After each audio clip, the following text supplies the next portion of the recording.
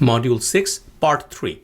This part is an extension of the cell cycle discussion, and we will discuss about stem cells in this part. You can't really talk about the cell cycle unless you talk about stem cells and talk about cloning. And so in this part, we are going to focus on stem cells, and in the fourth part, we are going to talk about cloning.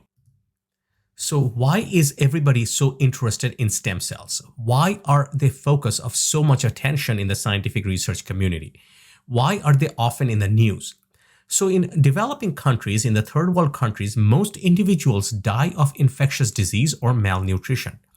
But in developed nations like our own, the most important diseases are degenerative diseases because of improved hygiene and improved medical care. Infectious disease malnutritions are not as much of a problem as degenerative disease. And here is a list of top 10 leading causes of death in the US. And this comes from a CDC report that was published in 2017.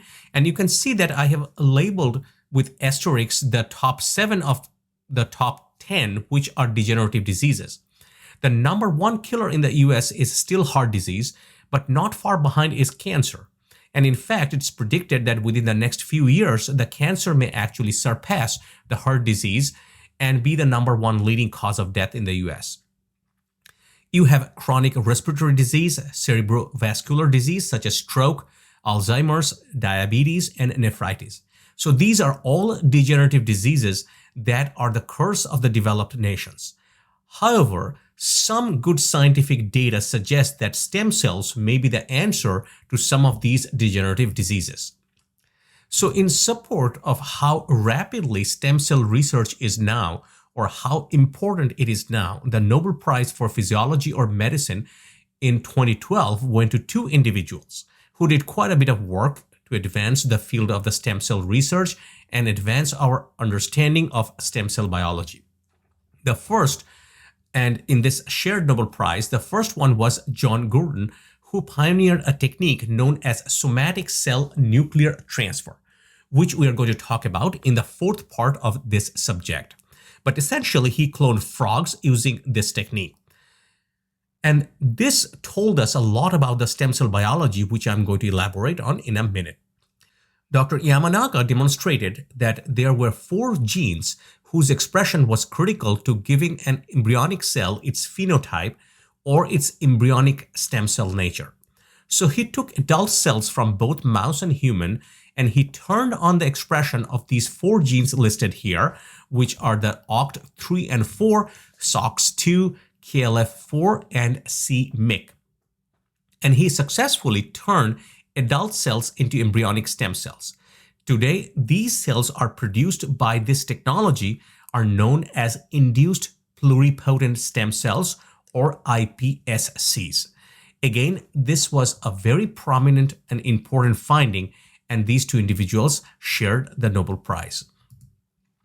So there are 2 properties of the stem cell that make them very interesting. The first is that they can propagate themselves. Okay, so when a stem cell divides, it sometimes referred to as an asymmetric cell division because one of the cell is another stem cell. So it propagates itself. It keeps itself going. The other cell is the daughter cell, might be a progenitor cell on its way to become a differentiated cell. So the first property, so that it can propagate themselves and maintain themselves. The second property is that they can be differentiated. For a long time, it was thought that once a daughter cell embarked on its path towards a differentiation, it could never go backwards. It could never become the stem cell again. But both of those individuals who shared the Nobel Prize showed otherwise. Dr. Yamanaka showed it by expressing those 4 genes, but Dr. Gurdon showed it because what he did was he took a nucleus from an adult frog cell and put it in an enucleated egg cell, and it developed into a tadpole. So that showed that you could actually reverse this process. And that's the importance of their findings, and that provided significant insight into the biology of stem cells and the biology of differentiation in general. So some stem cells are more plastic than others. What I mean by that is that some can be differentiated into a lot of different cell types, but then some cells that are maybe farther along in this pathway can only be differentiated into some cell types. So the plasticity of the stem cells usually is classified as potency. A stem cell that is unipotent can only form one type of differentiated cell. A stem cell that is multipotent can form multiple differentiated cells, and there are about 200 different cell types in the human body. So a stem cell that's referred to as pluripotent can form all of the 200 differentiated cell types that you normally find in a human body. And then a stem cell that is totipotent can form all of these differentiated cells plus some of the specialized tissues like those of the placenta. Okay, so let's look at some of the sources of the stem cells. So let's take a look at the adult stem cells and embryonic stem cells as well. So for decades, it has been known that there are stem cells in the bone marrow that can form all of the cell types that you can find in the blood. For an example, there is a pluripotent hematopoietic stem cells that is called pluripotent, but it's more like a multipotent cell, which is probably a more appropriate term. It can be differentiated into a lymphoid lineage, and the lymphoid lineage will give rise to the T cells and the B cells, which are really important cells of the immune system. Or they can be differentiated into myeloid lineage and give rise to platelets, red blood cells, eosinophil, macrophages, granulocyte, and the last three cell types that I mentioned here are also really important in the immune system. So bone marrow as a source of adult stem cells, and for decades that has been known, so this is nothing new. The structure of your intestine is a very convoluted epithelium that is made up of these villi and the crypts. And also for several decades it has been known that there are stem cells or intestinal stem cells that can be found in the crypt region of the intestine. And you know that epithelial layer of the intestine is turned over quite rapidly in about 3 to 5 days. All of these stem cells that become very rapidly differentiated and move up the crypt into the villus to replace some of these epithelial cells that are on the surface of the villus. So right in this region here in the crypt is the stem cell region. There are these stem cells in the green, and these are called the LGR5 plus stem cells. LGR5 plus is a leucine-rich G protein coupled receptor 5, which is a biomarker of these intestinal stem cells. Means these receptors are only expressed in these stem cells. The dark blue plus 4 stem cells are the reserve stem cells that occupy the 4th position from the crypt base and generated from LGR5 plus stem cells, and can restore the LGR5 plus stem cells compartment following an injury. Then in the medium shade of the blue, you have the transient amplifying cells that divide to produce a variety of differentiated cells like enterocytes, tuft cells, goblet cells, enteroendocrine cells, and these are all shown in different colors. And as they proliferate, they move up and they migrate and replace the epithelial cells in the villus.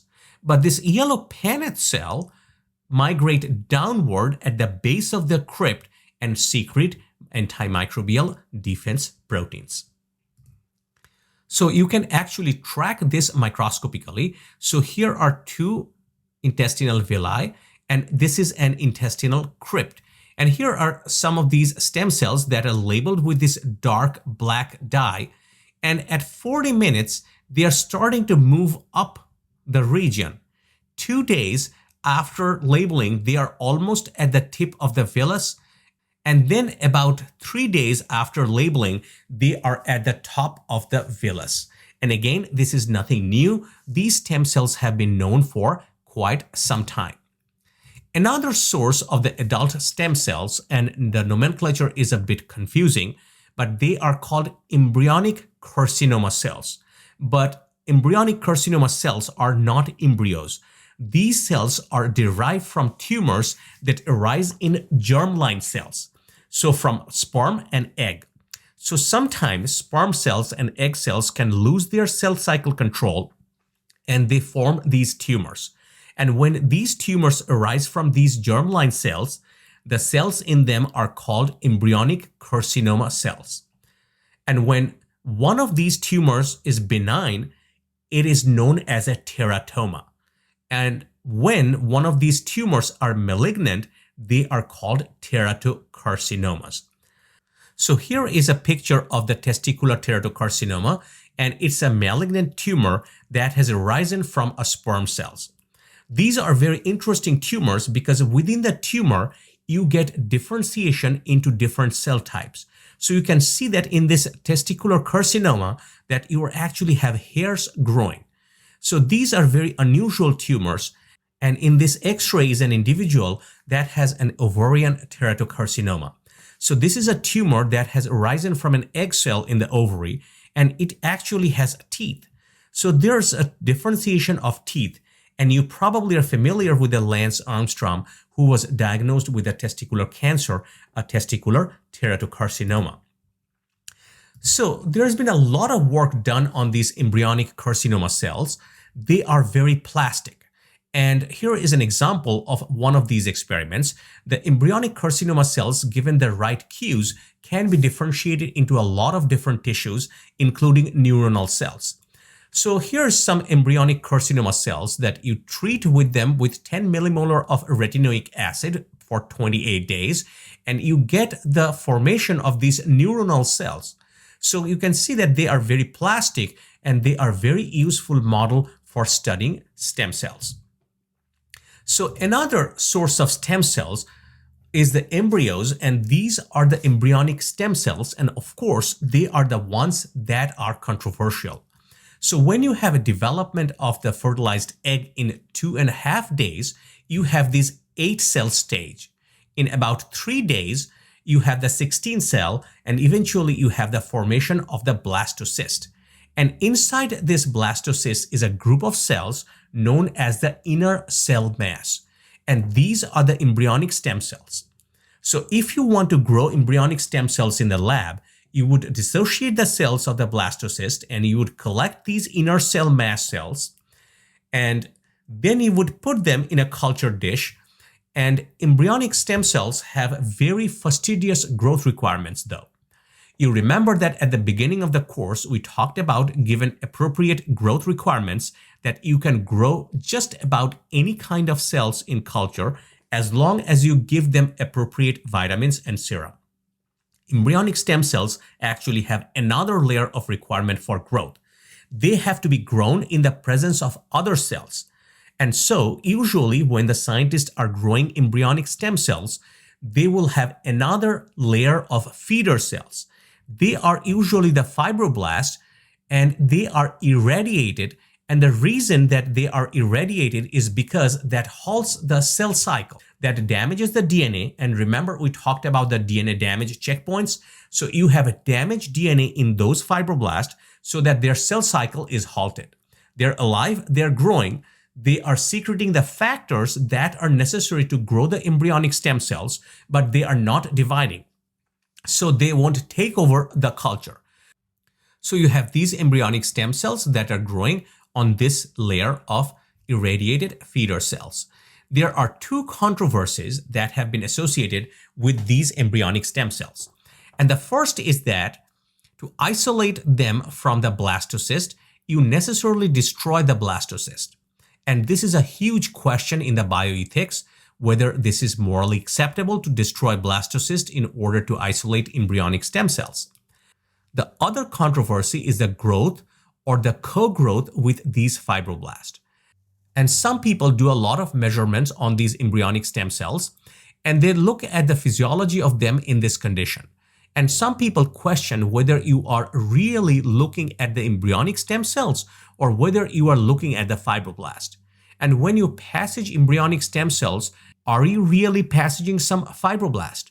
Or are all fibroblasts truly irradiated in the way that they cannot grow?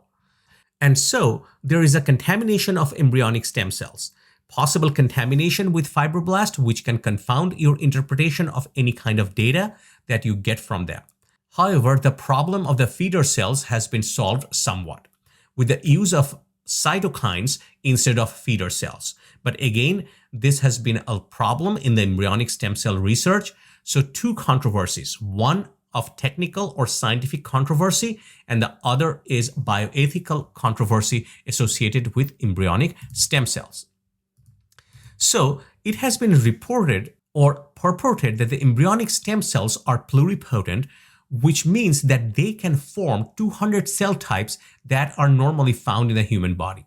And there are 3 bits of evidence that support the hypothesis that embryonic stem cells are pluripotent.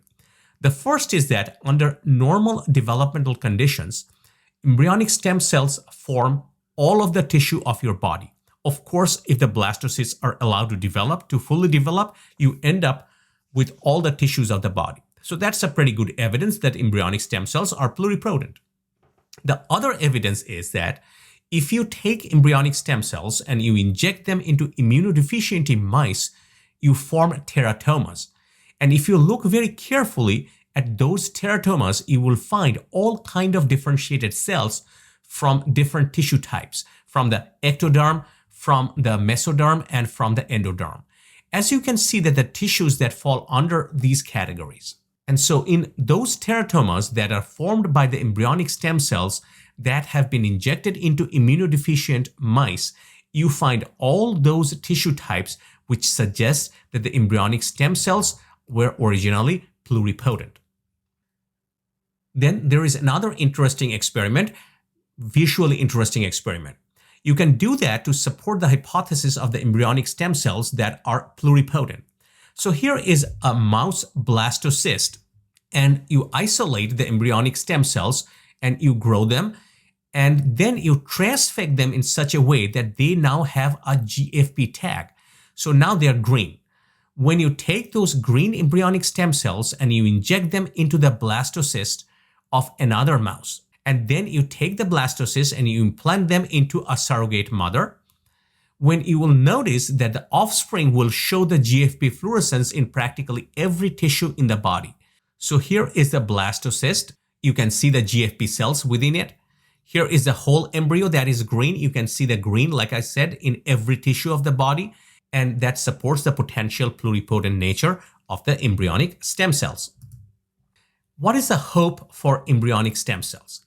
So in vitro, there has been some success at differentiating embryonic stem cells to all the different tissues of the ectoderm, mesoderm, and endoderm.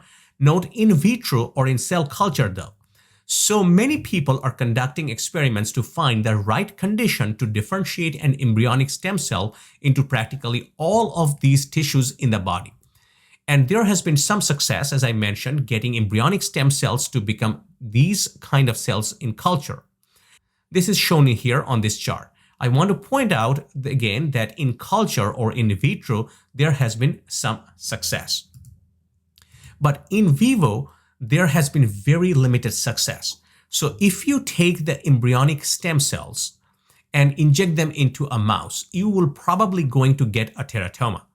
But there was one research group that did an experiment where they differentiated embryonic stem cells in the culture dish into hepatocytes, which are the liver cells or the cells that looked like a liver cell based on the physiology and on the genes and the proteins that were expressed. This group also added a GFP transgene so they could track it. And if they inject those differentiated cells into a mouse, and the GFP hepatocytes that had come from the embryonic stem cells populated the liver and persisted in the liver and seemed to behave like liver cells. But to date, the success of embryonic stem cells populating an organ and behaving like the cells in that particular organ have been virtually zero. So, the clear advantage of embryonic stem cells is that they are pluripotent. Here are some of the disadvantages. You almost always get a teratoma formation, and I didn't mention this, but it is difficult to culture them. It is difficult to establish cultures. it is very important that maybe only 1 in 10 embryos provide usable embryonic stem cells. When you differentiate them, even in the culture, you often get a mixture of cell types. So in that experiment where they differentiate into embryonic stem cells, hepatocytes, they didn't all differentiate into hepatocytes. Some other cell types were there as well. There is limited evidence right now that embryonic stem cells might be useful in treating degenerative diseases. There's a whole issue of the transplant rejection. So you still have that problem. So if you take embryonic stem cells from one animal, for example, and you differentiate them in culture and put them in another animal, it recognizes those differentiated cells as foreign, and you can get transplant rejection by your immune system. There is some evidence that the embryonic stem cells and differentiated cells have unstable genome. And of course, as I mentioned at the beginning, that there are some ethical questions. So these are some of the disadvantages of embryonic stem cells. But the adult stem cells, there has been more success in vitro. There are reports of treatment for more than 90 medical conditions and diseases, including sickle cell anemia, multiple myeloma cancer, and damaged heart tissue. As you can see here, the adult stem cells have been successfully differentiated into many other cell types. For example, stem cells from the fat tissue have been differentiated in culture into bones, into cartilage, into muscle, into neurons. Stem cells from the brain have been differentiated into brain cells, nerve cells, muscle cells. So you can see that there's been quite a bit of success in culturing and differentiating adult stem cells in culture or in vitro. And in vivo, there has been a little bit more success with the adult stem cells than the embryonic stem cells. Adult stem cells have been successfully used so far to treat spinal cord injuries and with some success to regenerate heart tissue, to treat muscular dystrophy, diabetes, Crohn's disease, Parkinson's, and hearing loss, to regenerate cornea and hair loss, and some cancers as well. So more success in vivo with the adult stem cells. There are some advantages and disadvantages of adult stem cells. One of the advantages is that they have less fastidious growth requirements. So for adult stem cells, you don't have to grow with that layer of irradiated feeder cells. They multiply indefinitely. So I didn't mention this, but embryonic stem cells seem to have only a certain lifetime in culture. And then after that, they stop dividing. With adult stem cells, you can do autologous transplants. So for example, you could take someone's bone marrow and differentiate in culture and then put it back. And so you overcome the transplant rejection disadvantage that you see with embryonic stem cells. One disadvantage that has been reported for a long time is that they are less potent. But given the recent advances, especially in the research of Dr. Yamanaka, who showed that you could take an adult stem cells, turn on those 4 genes, and it becomes embryonic and pluripotent, thus making this disadvantage not a big issue anymore. So this concludes Module 6, Part 3 of the cell cycle and our discussion on stem cells.